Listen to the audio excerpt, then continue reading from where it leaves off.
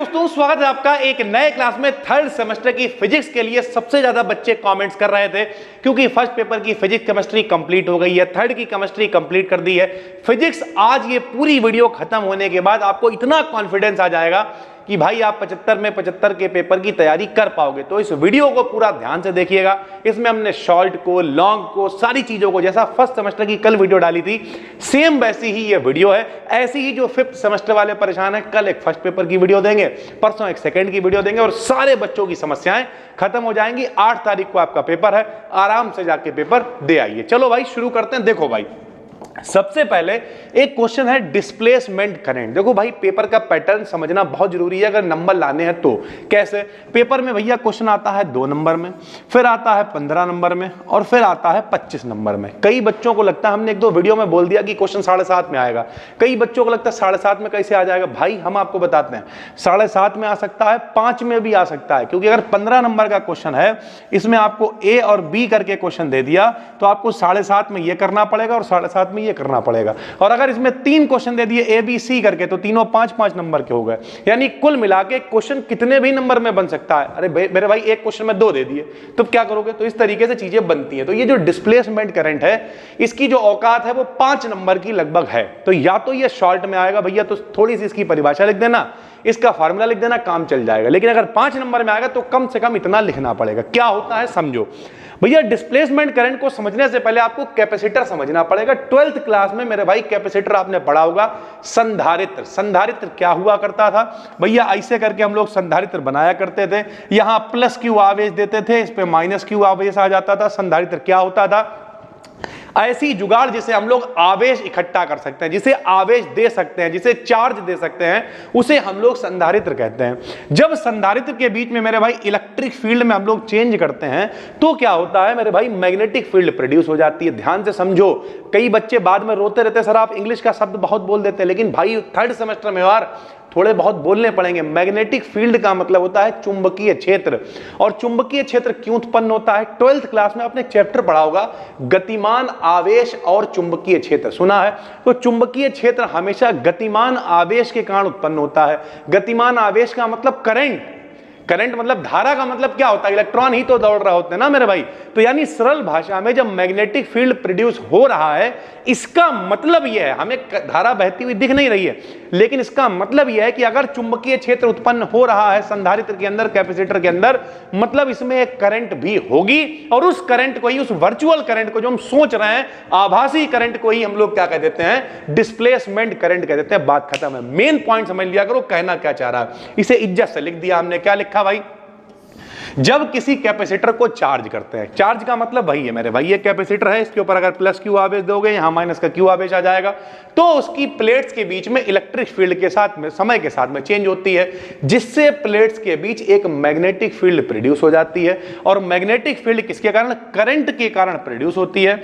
इससे ऐसा आभास होता है, ऐसा पता चलता है कि प्लेट्स के बीच करंट है, धारा है। इस वर्चुअल करंट को ही हम लोग डिस्प्लेसमेंट करंट कहते हैं। अब डिस्प्लेसमेंट करंट है तो आई डी से लिख देंगे, डी फॉर डिस्प्लेसमेंट, आई माने करंट, फार्मूला होता है आई डी बराबर epsilon 0 D phi E upon D T. अगर ये पेपर में 2 नंबर में आया है फिर तो कोई समस्या ही नहीं है, बहुत आराम से आप लिख सकते हो भाई, ठीक है। तो आई डी बराबर आ जाएगा epsilon 0 D phi upon D T. अगर इसके कैरेक्टरिस्टिक्स की बात करें, इसके गुण कौन कौन से हैं मेरे भाई? तो गुण क्या है? यह कंडक्शन करंट से अलग होती है, यानी जो कंडक्शन करंट मेन इलेक्ट्रॉन वाली करंट होती है उससे ये अलग होती है, ये एक वर्चुअल करंट है।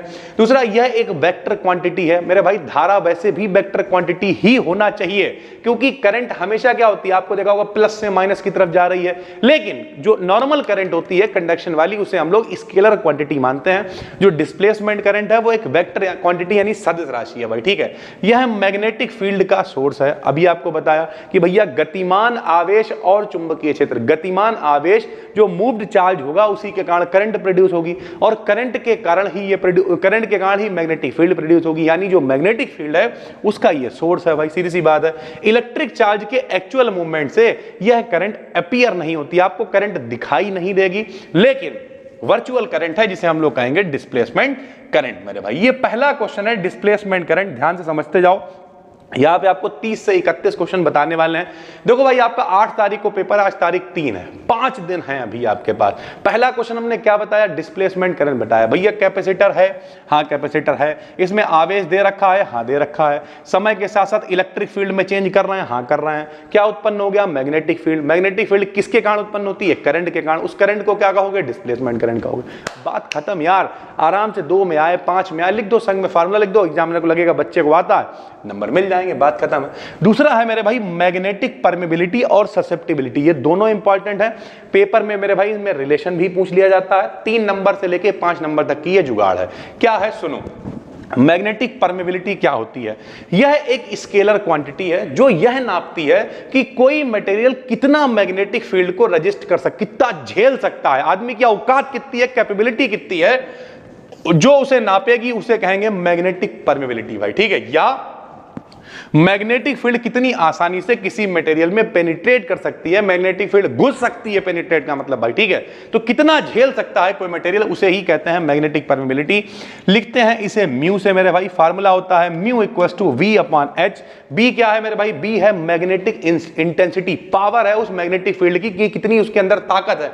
और H क्या है? मैग्नेटिक फील्ड है। सरल भाषा में ये B अपॉन H का रेशियो है भाई, ठीक है। मैग्नेटिक ससेप्टिबिलिटी क्या होती है? तो भैया ससेप्टिबिलिटी क्या होती है? आधे लोग तो बोल नहीं पाएंगे ससेप्टिबिलिटी, उनके मुंह में फंस जाएगा।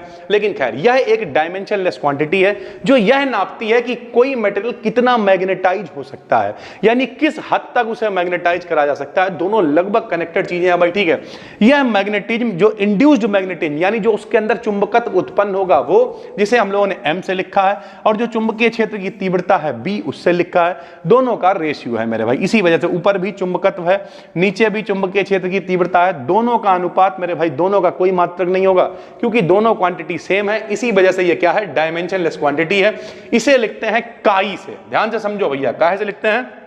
इसे हम लोग काई से लिखते हैं और ऐसे करके बनाते हैं काई। इसका फार्मूला क्या होता है? काई बराबर M अपॉन बी। M क्या है मेरे भाई? मैग्नेटिज्म है जो इंड्यूस हुआ है, उत्पन्न हुआ है किसी मटेरियल के अंदर, और B क्या है? उसकी इंटेंसिटी है भाई, ठीक है। दोनों में रिलेशन अगर आपसे साथ में पूछ ले, क्योंकि अगर क्वेश्चन 3 नंबर में आ गया, 5 में आ गया, तो 1 नंबर में रिलेशन पूछ सकता है। 2 में ऊपर वाले की डेफिनेशन, 2 में नीचे वाले की डेफिनेशन, 1 में रिलेशन। तो रिलेशन क्या है? ऊपर वाले को म्यू से लिखा था, बराबर में 1 प्लस का काई हो जाएगा। ये इन दोनों के बीच में रिलेशन होता है भाई, ठीक है। ज्यादातर ये चीजें आपको शॉर्ट में मिलेंगी, या फिर शॉर्ट का मतलब भाई 2-3 टुकड़े होंगे, 5 नंबर तक ये मिल जाएंगी भाई, ठीक है। तो दूसरा क्वेश्चन हो गया, कितना आसान है मेरे भाई, कितना शरीफ शख्स है पत्नी को चाहता है। उससे भी मजा यह है कि अपनी को चाहता है। बहुत ही आसान सी चीजें हैं, आप आराम से समझ सकते हो भाई, ठीक है।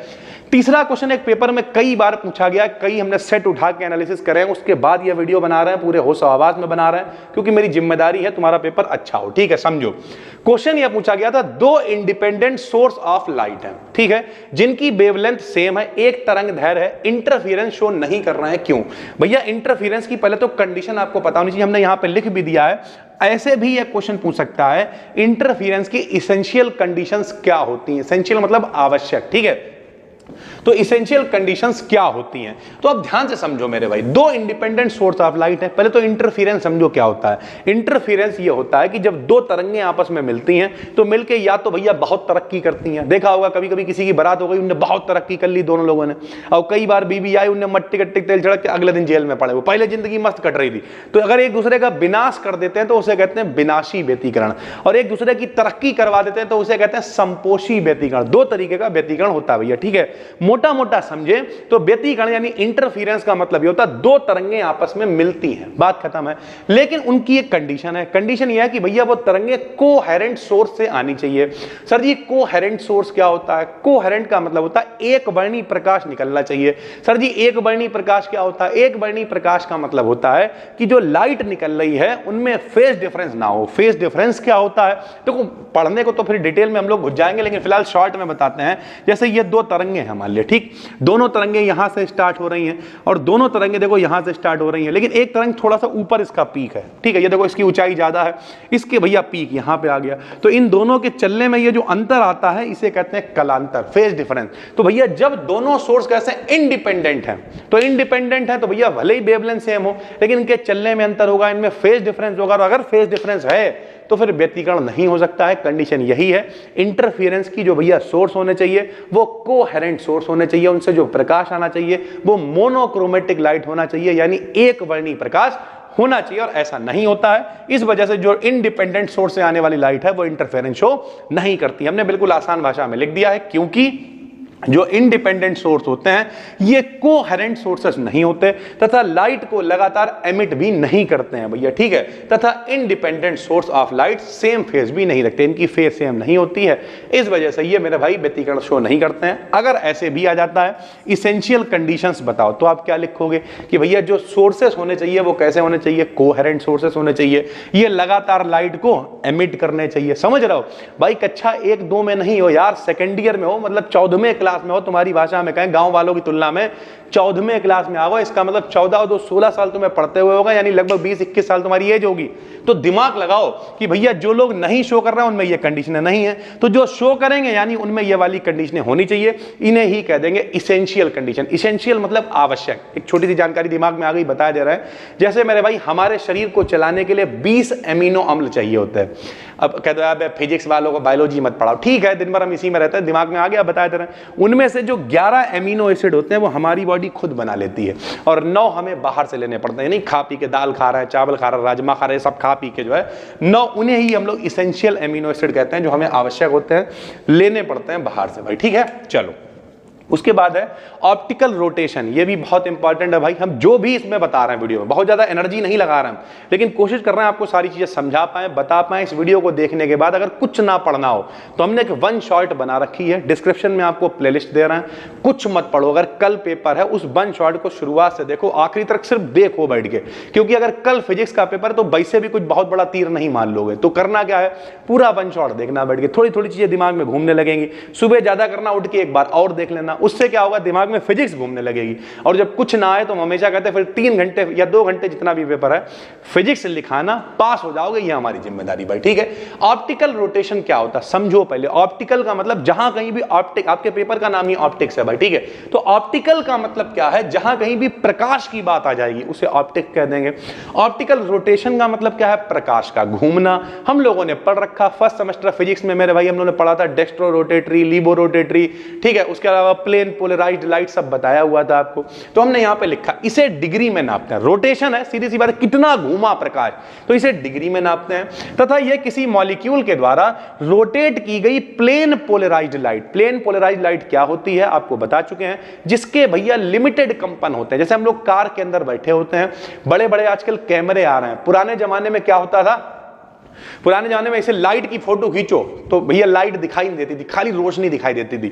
आजकल प्रॉपर फोकस कर पा रहा है क्योंकि पोलराइजर है। चश्मों में पोलराइजर का इस्तेमाल हो रहा है, धूप में लगाया, धूप कम लगने लगी। कार के अंदर बैठे हुए हैं, धूप तो आ रही है लेकिन कम कंपन आ पा रहा है क्योंकि पोलराइज्ड लाइट है मेरे भाई। तो कम कंपन जब होते हैं उसे पोलराइज्ड लाइट कहते हैं। शायद इस वीडियो में अभी हम आगे आपको बताएंगे भी। तो इसे डिग्री में नापते हैं। यह किसी मॉलिक्यूल के द्वारा रोटेट की गई प्लेन पोलराइज्ड लाइट का मेजरमेंट होता है कि कितनी लाइट को कितना घुमाया गया है, उस एंगल को हम लोग कह देते हैं ऑप्टिकल रोटेशन।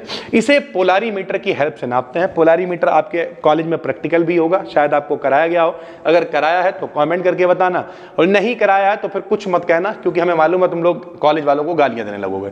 यह कंसंट्रेशन, पाथ लेंथ, कंसंट्रेशन मतलब सांद्रता कितनी है, पाथ लेंथ कितनी है, कितनी दूरी चला है प्रकाश, टेम्परेचर कितना है, तथा यूज की गई लाइट की वेवलेंथ पर डिपेंड करता है। जैसे जब प्लेन पोलराइज्ड लाइट स्वीक्रोज मतलब समझते हो भाई, चीनी के विलयन पर डाली जाती है, तब एक रेनबो हमें दिखाई देता है। यानी एग्जांपल भी इसमें पूछा हुआ था तो हमने बता दिया कि प्लेन पोलराइज्ड लाइट जब चीनी के विलयन पे पड़ती है तो क्या होता है, हमें एक रेनबो दिखाई देता है। तो ऑप्टिकल रोटेशन को मोटा मोटा समझा जाए तो क्या है, डिग्री में नापेंगे। एक कोण है, प्रकाश आ रहा है, कितना मुड़ रहा है, इसी को हम लोग ऑप्टिकल रोटेशन कह देते हैं। तो आराम से आप चीजों को समझो, मोटा मोटा समझने की कोशिश करोगे तो भाई आराम से लिख पाओगे, ठीक है। कोहेरेंस बहुत इंपॉर्टेंट है भाई। हल्के में मत लेना इस वीडियो को। आप सोचो हम कोई भी 30 क्वेश्चन उठा के ले आए, भाई 13 साल में पढ़ाते हुए हो गए और हम हमेशा कोई भी वीडियो बनाते हैं। इस वीडियो की रिसर्च हमने करने में कम से कम बैठे होंगे 2-3 बजे से, बहुत सारे सेट देखे, बहुत सारी चीजें देखी, तब ये वीडियो बना रहे हैं। हवा में कुछ नहीं हो रहा भाई, तो आराम से पढ़ो। आज ही अगर इस वीडियो को देख रहे हो 3 तारीख या 4 तारीख को, 3-4 दिन है, इन 31 टॉपिक को चाट लो। बहुत बड़ी बात नहीं कर रहे हैं, हो सकता है आप 75 में 75 का पेपर कराओ बिना और कुछ पढ़े हुए, हम आपको भरोसा दिला रहे हैं। और वरना कम से कम 50 प्लस का तो हो ही जाएगा, कोई नहीं रोक सकता भाई, ठीक है। कोहेरेंस, और देखना हो सकता है लैंग्वेज भी ना बदलियो, ऐसे ही लिख के आ जाए कोहेरेंस क्या है, ठीक है, टेम्परल कोहेरेंस क्या है, इस तरीके की चीजें लिख के आएंगी। सुनो भैया बहुत आसान है। कोहेरेंस क्या होता है, डिफरेंट पॉइंट्स पर, यानी अलग अलग जो बिंदु हैं उसमें जो वेव्स हैं यानी तरंगे हैं की फेजेस के बीच में कोरिलेशन को मेजर करने के लिए, यानी फेजेस यानी जो कला है उनकी, उनमें रिलेशन क्या है, उस रिलेशन को निकालने के लिए हम लोग कोहेरेंस का यूज करते हैं। बहुत आसान है, डरना नहीं मेरे भाई, ठीक है। 2 तरीके का होता है। पहला क्या होता है, टेम्परल कोहेरेंस होता है। सुनो मेरे भाई, सरल भाषा में समझा करो। पहला वाला जो है टेम्परल, इसमें कोई भी पॉइंट हम लोग ले लेंगे, ठीक है। और जो दूसरा वाला होता है मेरे भाई, स्पेटियल बोल सकते हैं, स्पेशियल भी बोल सकते हैं, जो आप बोलो। इसमें क्या होता है, केवल ट्रांसवर्स वाले ही पॉइंट्स हम लोग लेंगे, लंबवत वाले ही पॉइंट्स लेंगे, बात खत्म है। देखो कैसे, हमने यहां पे लिखा हुआ है, सुनो। हमने लिखा इस कोहेरेंस का प्रयोग लाइट की डायरेक्शन में डिफरेंट पॉइंट्स, यानी अलग अलग बिंदुओं को ले सकते हो, कोई सर्टेन लिमिट नहीं है भाई, ठीक है। कोई भी पॉइंट्स हम लोग ले सकते हैं। डिफरेंट पॉइंट्स पर लाइट वेव के फेजेस के कोरिलेशन को मेजर करने में किया जाता है, यानी जो अलग अलग पॉइंट्स पे फेज आ रहे हैं उनके बीच में रिलेशन निकालने के लिए कर रहे हैं। माना कोई सोर्स है, lambda plus minus delta lambda की वेवलेंथ से वेव एमिट कर रहा है। लैम्डा से प्लस डेल्टा लैम्डा ज्यादा हो सकती है, इतनी कम हो सकती है, वेव्स को एमिट कर रहा है। तो जो ऑप्टिकल पाथ लेंथ होती है IC बराबर lambda square upon 2 pi delta lambda होती है। ये लेंथ मतलब दूरी है। चाल बराबर दूरी बटे समय, कक्षा 1 में फार्मूला पढ़ा, तो समय बराबर दूरी बटे चाल, तो TC बराबर IC अपॉन C हो जाता है। C बोले तो प्रकाश की चाल कर सकते हो मेरे भाई, ठीक है।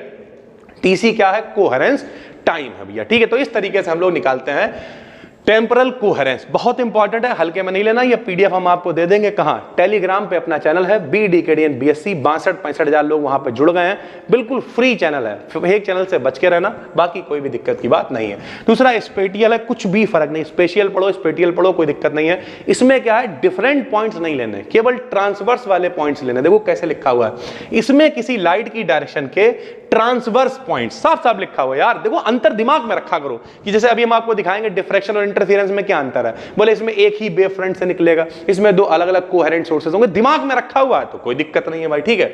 डायरेक्शन के ट्रांसवर्स पॉइंट्स की वेव के बीच का रिलेशन निकालते हैं, वो लिख दिया हमने। कोई वेव इनफाइनाइट लेंथ पर एम्पलीट्यूड की ओनली 1 वैल्यू रखती है, तब हम लोग उसे परफेक्ट स्पेशियल कोहेरेंस कहते हैं। यानी इनफाइनाइट दूरी वो चल रही है और जो एम्पलीट्यूड की वैल्यू है वो कितनी है, केवल एक वैल्यू निकल के आ रही है, तो उसे परफेक्ट स्पेशियल कोहेरेंस कह देंगे भाई, ठीक है। ये हमने आपको बता दिया। उसके बाद हमने यहाँ पे कुछ क्वेश्चन वो लिखे हैं जो हम आपको करा चुके हैं, ध्यान से समझिए। जैसे एक क्वेश्चन है हीलियम नियॉन लेजर। देखो जो बौरे बच्चे हैं ध्यान से मेरी बात को सुने, ये वो क्वेश्चन हैं जो पेपर में आते ही आते हैं। लेजर वाले चैप्टर में 4 क्वेश्चन बनते हैं। पहला क्वेश्चन हीलियम नियॉन लेजर, दूसरा रूबी लेजर, तीसरा आइंस्टीन कोफिशिएंट, और चौथा इसके यूजेस वगैरह आ जाते हैं। यूजेस पूछ लिया, पंपिंग क्या होती है, क्रियाविधि क्या होती है, इस तरीके से आ जाता है। उसमें सबसे इंपॉर्टेंट यही है हीलियम नियॉन लेजर। हमने यहीं पे देखो शॉर्ट में लिख दिया ही, जब आपको PDF मिलेगी तो आपके काम की हो जाएगी। हीलियम नियॉन लेजर लिख दिया, uses and conditions of laser, ये अलग से पूछ लेता है शॉर्ट में। लॉन्ग में क्या पूछेगा, हीलियम नियॉन लेजर बताओ। बहुत ही सरल भाषा में 15 मिनट के अंदर हमने पढ़ाया हुआ है, जो डिस्क्रिप्शन में प्लेलिस्ट दे रहे हैं। आपको जो ना मिले कमेंट करो, हम 8 तारीख से पहले बना के देंगे, मेरी जिम्मेदारी है। पहली बात, लगभग ये सारे टॉपिक हमने रिसर्च कर के प्लेलिस्ट में ऐड कर दिए हैं, कोई दिक्कत नहीं है। 15 मिनट की वीडियो है, अगर 2 बार देख लोगे हम गारंटी दिला रहे हैं, उसके बाद इसे पढ़ने की जरूरत नहीं पड़ेगी। पेन भी मत चलाओ तब भी लिखाओगे, इतना आराम से समझाया हुआ है। आराम से उसे देख लो, 15-20 मिनट लगेंगे, 25 नंबर तैयार हो जाएंगे। अगर हीलियम नियॉन लेजर फंस गया तो कौन कौन से लॉन्ग में बन सकते हैं वो हम आपको बताते हुए चलेंगे इस प्लेलिस्ट में, ताकि आप आराम से चीजों को समझ पाओ। D बराबर E एप्सिलॉन 0 प्लस का P, ये भी सब प्लेलिस्ट में हमने ऐड किया हुआ है। ये मेरे भाई लॉन्ग का टॉपिक तो नहीं है, लेकिन 7.5 से 15 नंबर तक आपको मिल सकता है, मोस्ट इंपॉर्टेंट है। पॉइंटिंग थ्योरम मोस्ट वांटेड है, Poynting theorem, Poynting theorem, Poynting vector, short में भी कई बार लगातार पूछ लेता है, उसके अलावा 15 नंबर में ये आ जाता है भाई, ठीक है।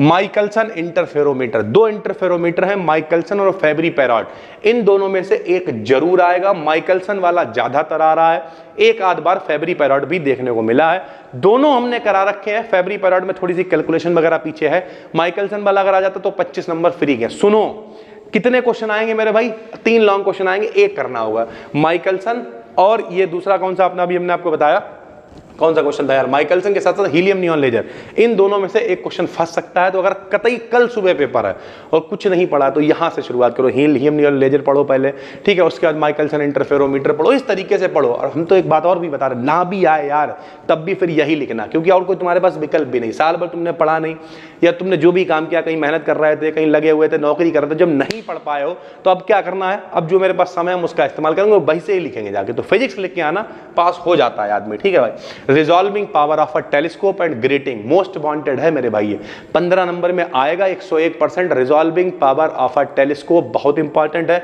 ग्रेटिंग के लिए समय हो तो पढ़ लेना, वरना टेलीस्कोप वाला जरूर पढ़ लेना भाई, ठीक है।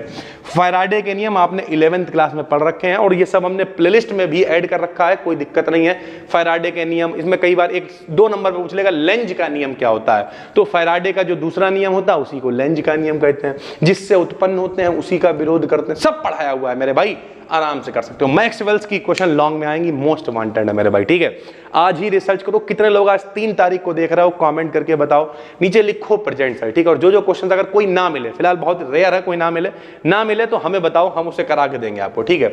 अभी कल और परसों एक एक वीडियो हम डालेंगे 5th सेमेस्टर की। बाकी जो अपना दूसरा चैनल है बी डिकेड इन बीएससी, इस पे ये प्लेलिस्ट आपको मिले, उस पे हम पब्लिक कर देंगे, कोई दिक्कत की बात नहीं है भाई, ठीक है।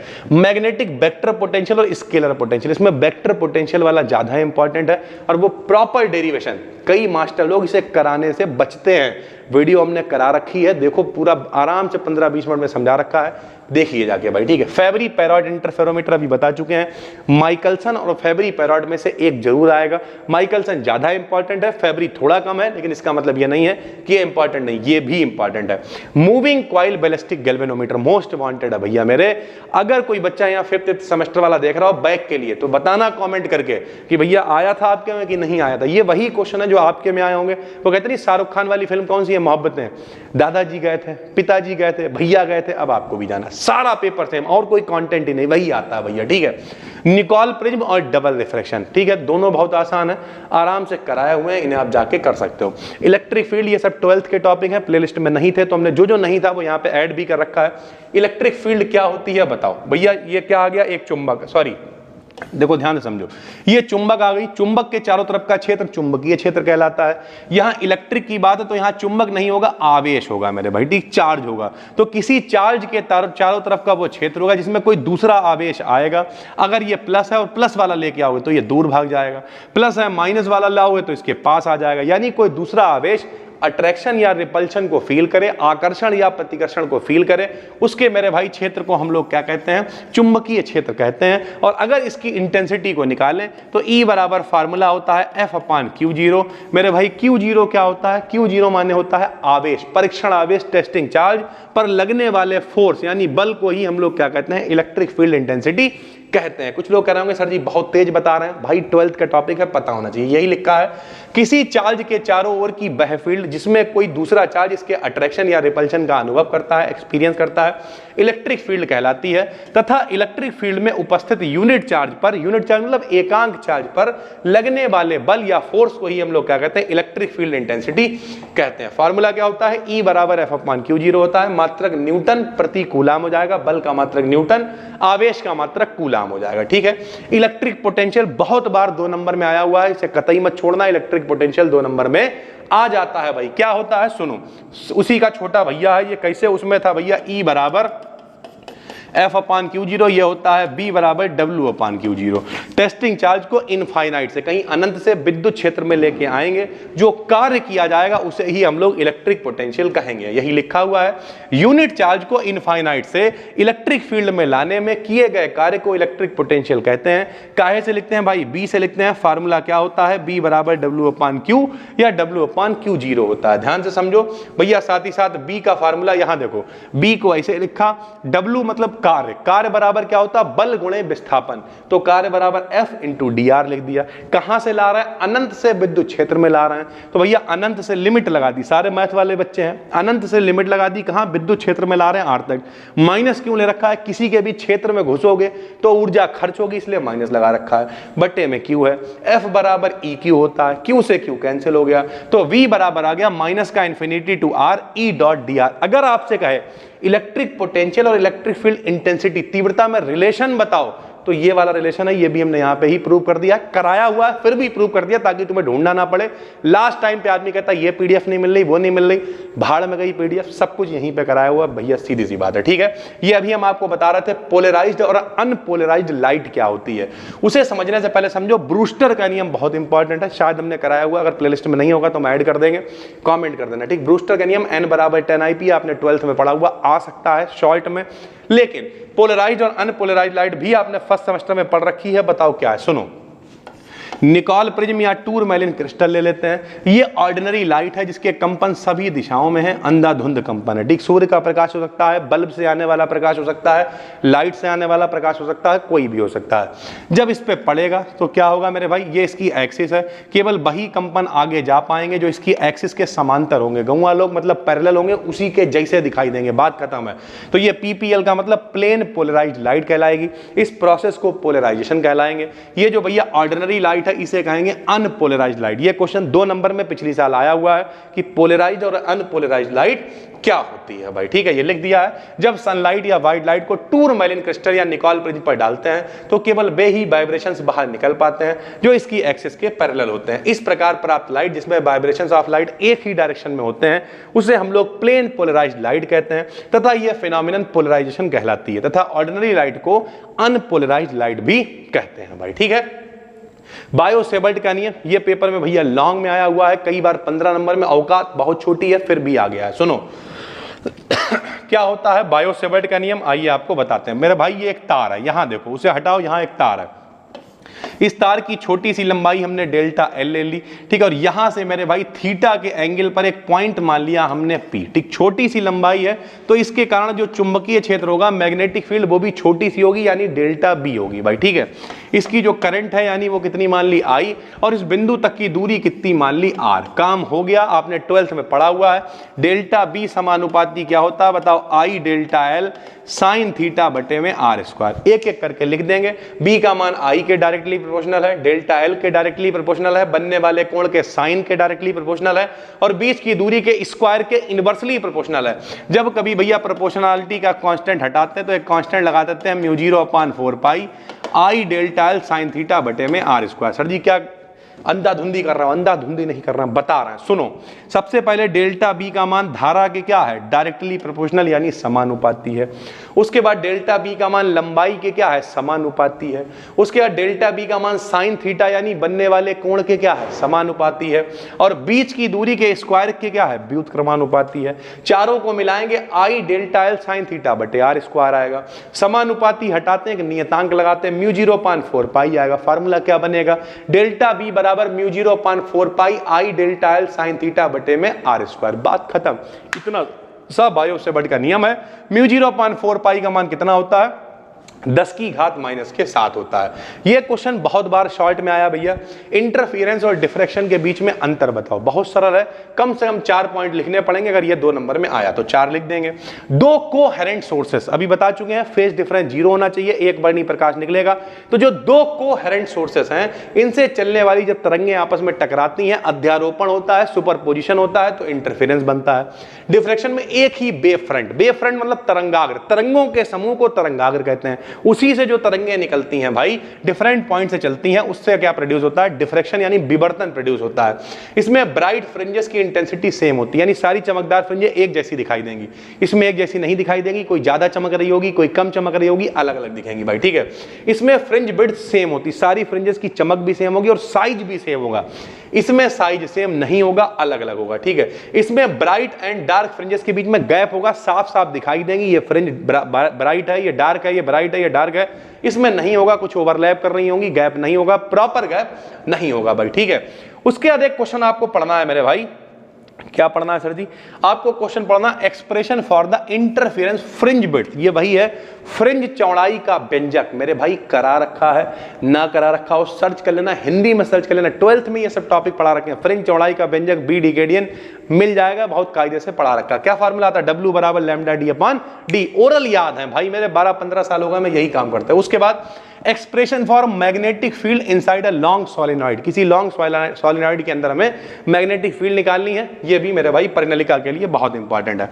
गॉस की प्रमेय सीधी सी बात है, आपको प्रूव करनी आनी ही चाहिए। फाई बराबर क्यू अपॉन एप्सिलॉन 0, और उसकी सहायता से किसी यूनिफॉर्मली चार्ज स्फीयर है, कोई गोला है, उसके लिए आपको मेरे भाई जो इंटेंसिटी है, गॉस की प्रमेय के एप्लीकेशन क्या है?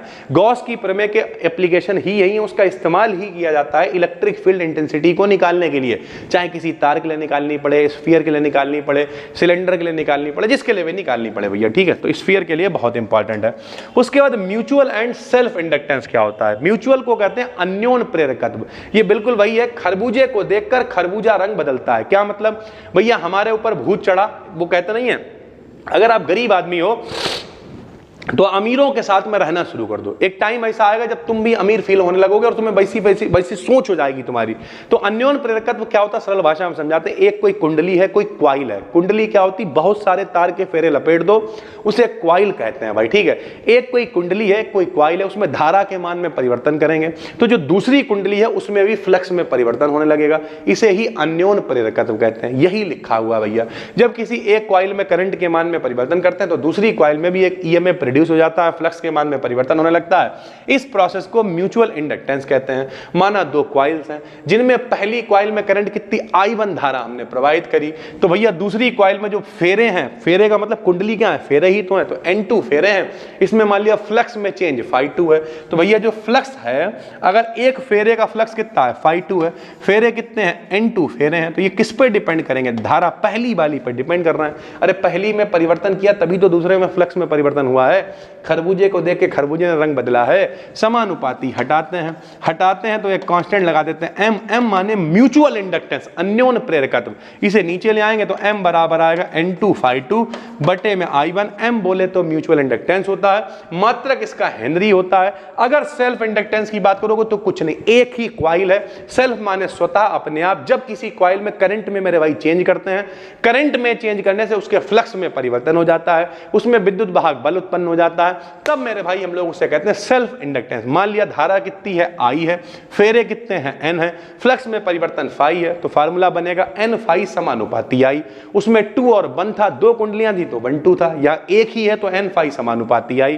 समानुपाती हटाया, L लगा दिया, तो L बराबर आ गया N phi बटे में I हेनरी भाई, ठीक है।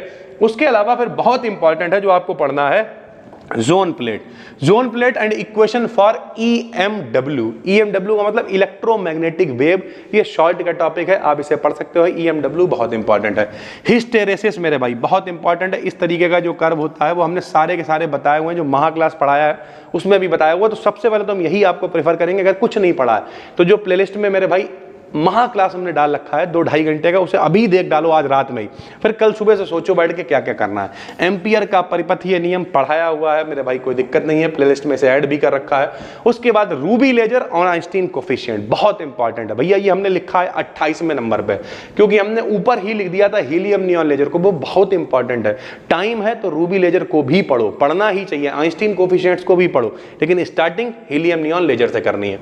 Half and quarter wave plate क्या होती है, और इसी से कनेक्टेड टॉपिक है फ्रेनेल्स हाफ पीरियड जोन क्या होता है, बहुत इंपॉर्टेंट है मेरे भाई, आपको लेना है। रेले का क्राइटेरियन रेजोल्यूशन क्या होता है, और आखिरी में स्पेसिफिक रोटेशन और हाफ शेड पोलरीमीटर क्या होता है। ये टोटल क्वेश्चन होगा 31। हमें ऐसा लगता है मेरे भाई जितना हमने अपना अनुभव इस्तेमाल कर पाया कर लिया, इसके बाहर पेपर में क्वेश्चन नहीं आना चाहिए। तो अगर मेरे भाई आपने कुछ नहीं पढ़ा है तो डिस्क्रिप्शन में प्लेलिस्ट पड़ी हुई है। आज तारीख सिर्फ 3 है, 4 तारीख, 5 तारीख, 6 तारीख, 7 तारीख, 8 तारीख आने में भी लगभग 4 से 4.5 दिन है, जो कि पर्याप्त है। डेली 3-3, 4-4, 5-5 क्वेश्चन भी पढ़ोगे तब भी बहुत आराम से आप इतना पढ़ लोगे कि भैया आराम से लिखने भर को हो जाएगा, वहां खाली नहीं बैठना पड़ेगा। तो पहली बार देख रहे हो, चैनल को करो सब्सक्राइब। लॉन्ग क्वेश्चन जितने भी हैं उन्हें पढ़ना शुरू करो, चाहे वो हीलियम नियॉन लेजर हो, चाहे वो जोन प्लेट हो, चाहे वो निकोल प्रिज्म हो, चाहे वो हाफ शेड पोलारीमीटर हो, चाहे वो रेले का क्राइटेरियन हो, चाहे वो माइकलसन इंटरफेरोमीटर हो, चाहे वो आइंस्टीन कोफिशिएंट हो, या जो भी हो भाई, ठीक है, सब कुछ ओरल ही है। हम भरोसा दिलाते हैं, एक एक वीडियो हमने जो डाल रखी है 15-15, 20-20 मिनट की है, उसे अगर देखोगे तो देखते देखते ही याद हो जाएगा, उससे ज़्यादा मेहनत करने की जरूरत नहीं है। इस पीडीएफ को हम तुरंत शेयर कर रहे हैं, अपना चैनल है टेलीग्राम पे BDKDN BSc। बहुत सारे फेक चैनल भी हैं भाई, पैसे से मांगते हैं, फिर लोग फंस जाते हैं, तो बिल्कुल बच के रहना है। बिल्कुल फ्री चैनल है, कोई वहाँ पे पैसे ऐसे नहीं है, बस उस पर 60-62 हज़ार फॉलोअर्स हैं, वो वाला ओरिजिनल चैनल है।